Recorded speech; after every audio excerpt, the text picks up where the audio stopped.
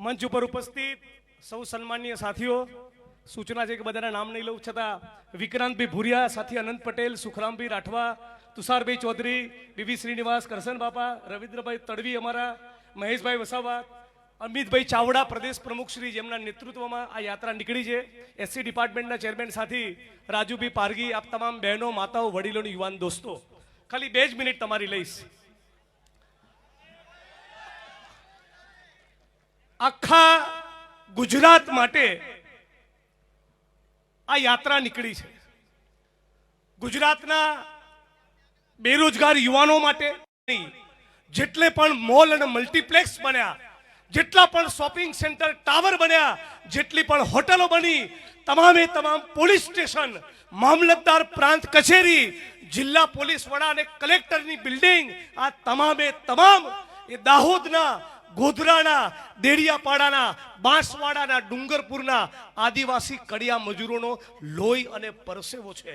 તમને તમારા આ પરસેવાનું સાચું વેતન મળે, આદિવાસી સમાજને સાચા અર્થમાં ન્યાય મળે અને રાહુલ ગાંધીનું, કોંગ્રેસ પાર્ટીનું, મલ્લિકાર્જુન ખડગે સાહેબનું આ દેશના બંધારણનું સામાજિક ન્યાય પ્રસ્થાપિત કરવાનું જે સ્વપ્ન છે, એ સ્વપ્ન સાચા અર્થમાં સાકાર થાય એટલા માટે તુષારભાઈ અને અમિતભાઈના નેતૃત્વમાં આ જન આક્રોશ રેલી છે.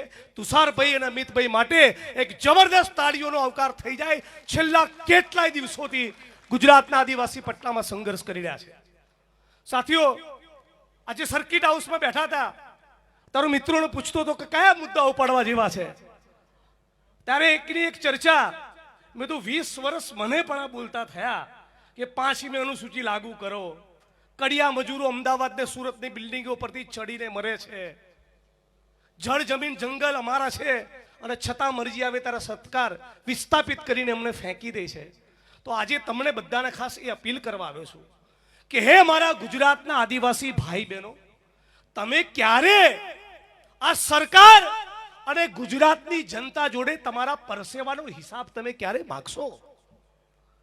તમને એ કહેવા માંગુ છું કે તમે સુરત આવો, તમે વડોદરા આવો, રાજકોટ આવો, અમદાવાદ આવો અને ગુજરાતની જનતા અને ગુજરાતની સરકારને કહો કે અમે ગુજરાતના 15% આદિવાસીઓ આજ ગુજરાતનો હિસ્સો છીએ, પણ અમને ન્યાય ક્યારે મળશે?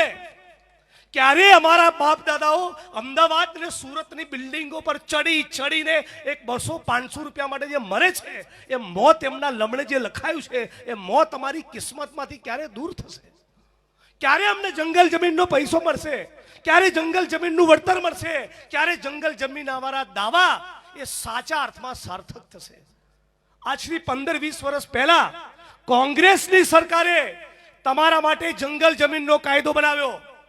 આજે કોઈ પણ પાર્ટીના માણસો એ જંગલ જમીનના મુદ્દે મામલતદાર કે કલેક્ટરને આવેદન પત્ર આપવા જતા હોય તો યાદ રાખજો, એ આવેદન પત્ર પણ એટલા માટે આપી શકે છે કે સોનિયા ગાંધી, યુપીએ અને કોંગ્રેસની સરકાર તમારા માટે આ જંગલ જમીનનો કાયદો લાવી હતી.